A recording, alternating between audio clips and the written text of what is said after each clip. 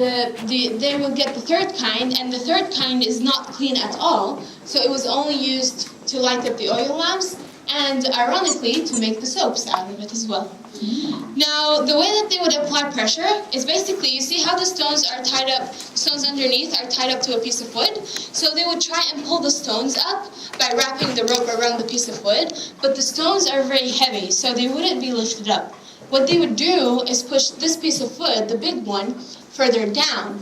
And the more the bigger piece of wood goes down, the more it would apply pressure on the baskets at the end. Does that make sense? Yeah. So yeah, the first stage is crushing all the olives. Second stage is getting the 3 kinds of oil. And the third stage happens after every kind of oil that you get. Because the olives are made out of 1/3 of water, 1/3 of oil, and 1/3 of the skin and the seed and everything else.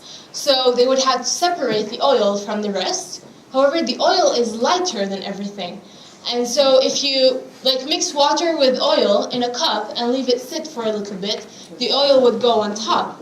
And so that's exactly what they would do too. They would let it all, after, let's say they got the first kind of oil, they would let it all sit inside the big hall until the oil goes on top.